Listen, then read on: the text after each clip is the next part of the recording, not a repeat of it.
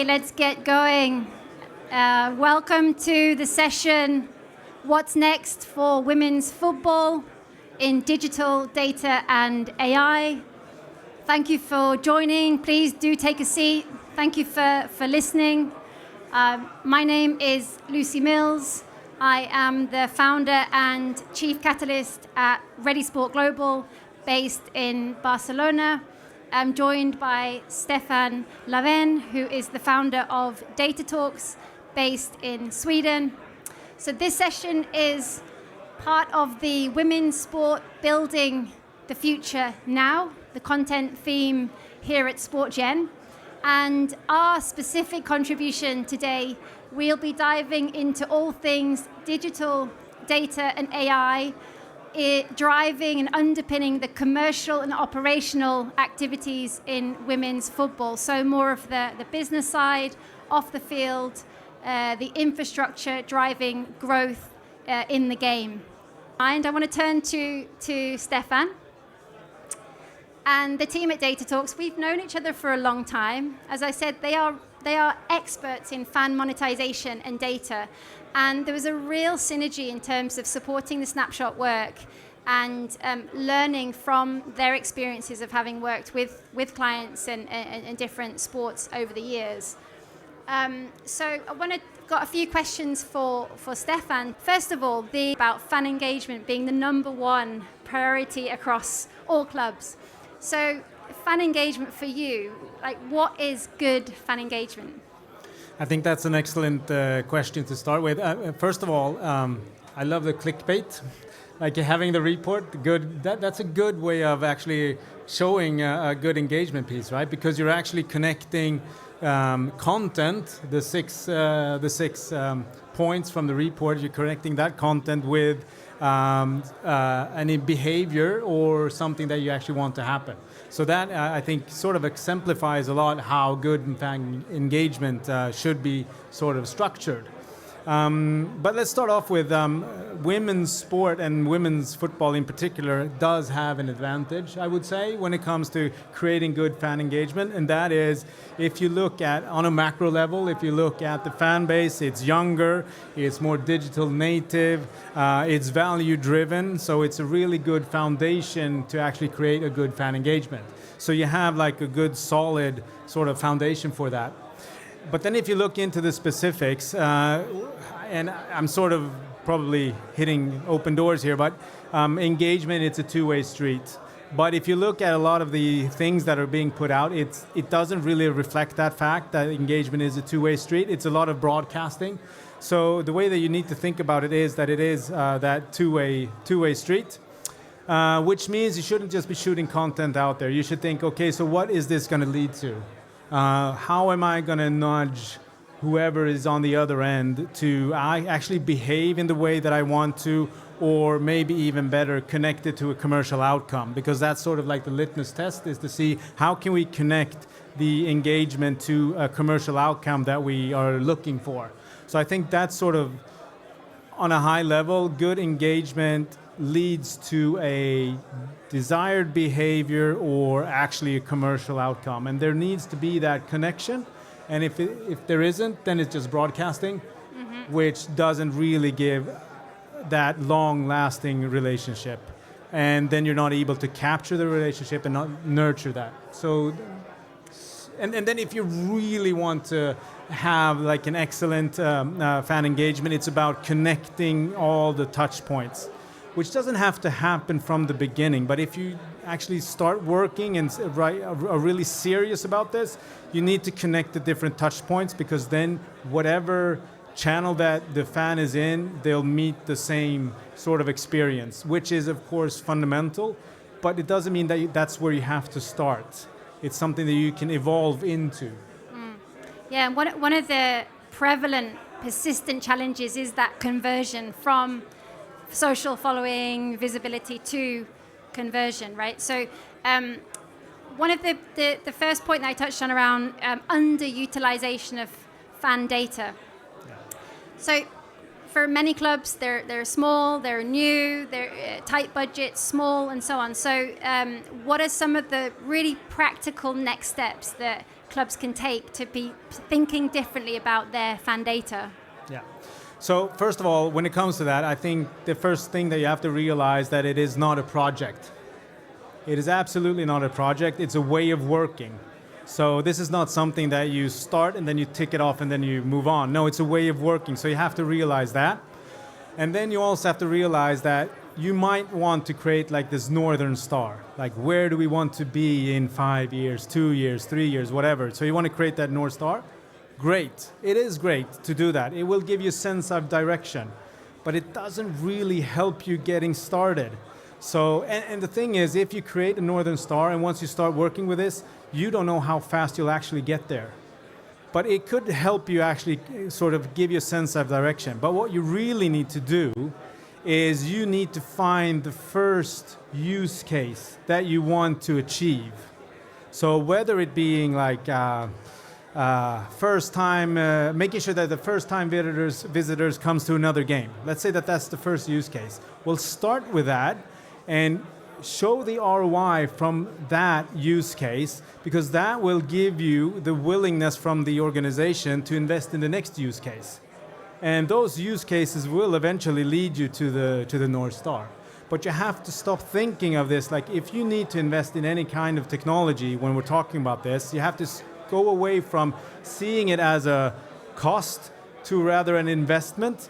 But for an investment, you need the ROI. You have to be able to prove the ROI, so you need to sort of not just create the North Star, because that ROI is in the future. You need to create a use case and an ROI that you can achieve within the next 3 months. So that's the first thing that I think you should be thinking about.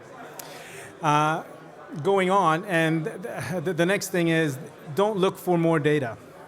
You have enough data. It's there. It's just that you don't see it because it's hidden in silos. It's hidden in your ticketing system or whatever. So start with what you have. Take the ticketing data, combine it with the website and app data if you have that, great. Or take the ticketing data, combine it with the email data you have, so you know like the responses and things like that.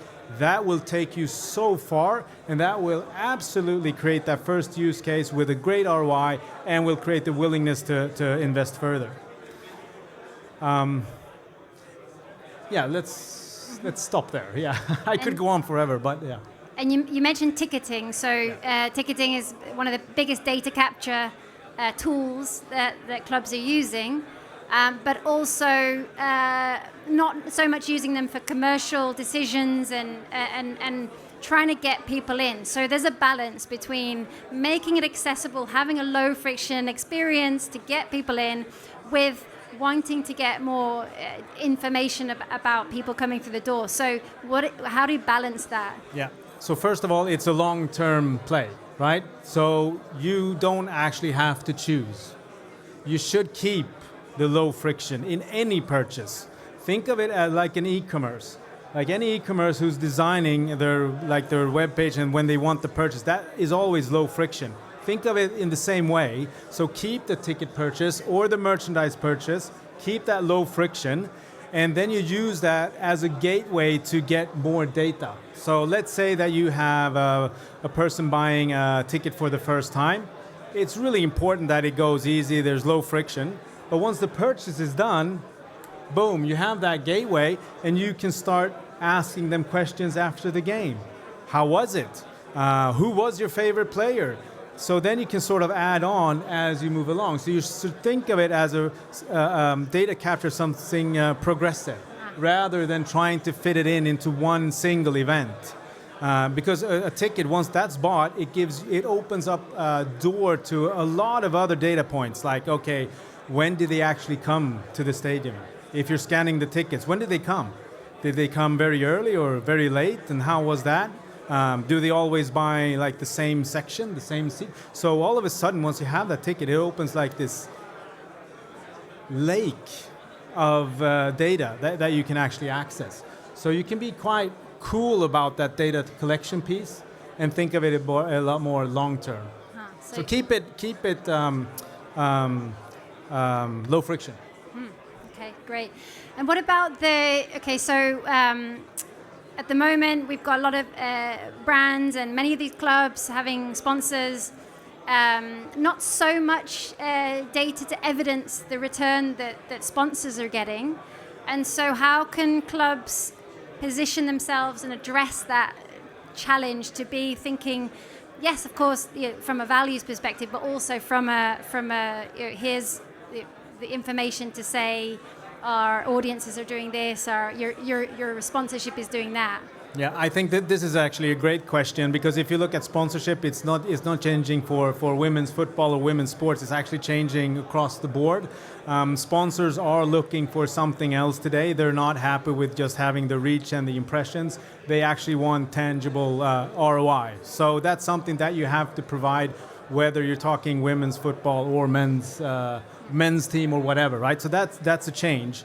So you have to deal with that. And first-party data, having that is, of course, a great way of being able to do exactly that. So let me give you an example. It doesn't have to be that difficult either. So I have this very low-hanging fruit. Do a gamification campaign, or give a sponsor, like create a package around a gamification piece. So give the sponsor the chance to be their gamification partner for the season or for a number of games or whatever.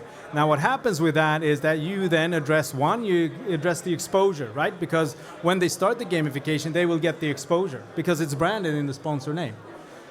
Then people go in and they do the game. Great. 1 or 10 or how many win something from the sponsor more likely, right?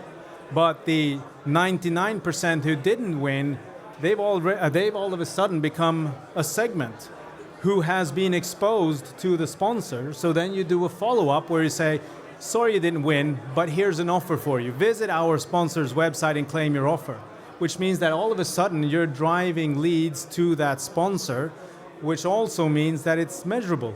You will know exactly by name, exactly who the person was who actually participated in the game or in the gamified campaign, and you will know exactly who went on from your campaign, from the send out that you did after the campaign, and clicked and went to the sponsor's website, which means all of a sudden you've created a change of measurable outcomes, not only on your side, but the sponsor definitely probably has a good idea of what their conversion is, which means that they can calculate their own ROI. So then you've sort of made that chain of ROI, and that's exactly what they're looking for. So I think that's a pretty easy example or low-hanging fruit of something that you actually can do. One thing also that I just want to mention about this, and this goes so we're saying that sponsorship is changing. That also means that your sales team, whoever that is, if it's one person or if it's several, you have to change the way that they're working. Now, the way salespeople work, and trust me, I've been leading sales team for a long time, they'll do whatever worked the last time. So they'll try everything until, it doesn't matter, they'll still be doing it unless you start measuring them in a different way. So you have to think about that as well. It's not just about creating the technology around, but you have to start measuring the way your sales team is performing, creating the metrics that will actually get you there. So I think that's an important aspect of it as well. Amazing. Thanks, Stefan. So any questions from anyone? So I don't want to leave you out. Any questions? Good. I have a final question myself, and this is an interest of having been in and around AI a lot in sports. And for you, from your perspective, what is the biggest immediate opportunity that AI can bring to small teams like women's football clubs from this lens of using data to drive commercial growth? All right, so there's a couple of areas where it can actually give immediate return, I would say.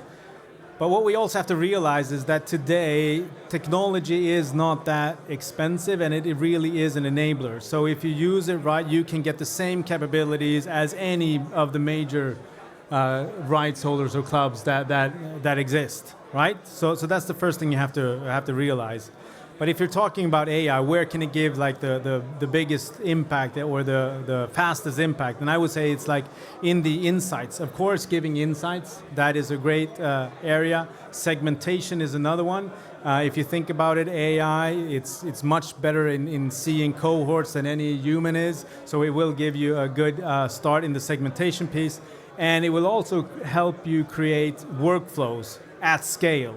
Because if you want to drive real monetization, it means that you have to personalize your workflows. And that can be a very challenging task. Now, AI is good at one thing, or a couple of things. One is to process huge amounts of data, but also doing things at scale. And you will need to do that at scale. So that's an immediate return. I just want to say one thing about this as well, is that so AI only works as well as the data that you feed into it.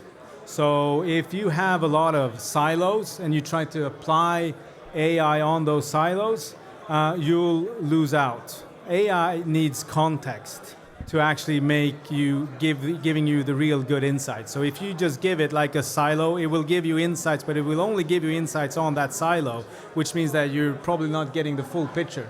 So you have to start, like before you apply AI, you have to see how can we connect everything. We need that, and there's a lot of talk about this, about the single supportive view. You will need to get that in place. Now, don't be scared about that single supporter view talk, because that is also something that evolves over time. So if we just have the data sets that we were talking about earlier, you have the ticketing data and the email data, and you sort of put those two together, then that's your single supportive view. And then you add something else, well then your single supportive view enhances over time. So I think you need to think about all this long term and that it progresses over time. Amazing. Well, that's about we've got time for. We've got the red thing flashing over here. Thank you, Stefan. And thank you all for listening and joining us. And yeah, please do check out the snapshot and engage with both Stefan and I on LinkedIn, and hopefully throughout the course of today and tomorrow. And yeah, thank you very much for your time, and enjoy the rest of the summit and the women's sport content themes. Thank you. Thank you.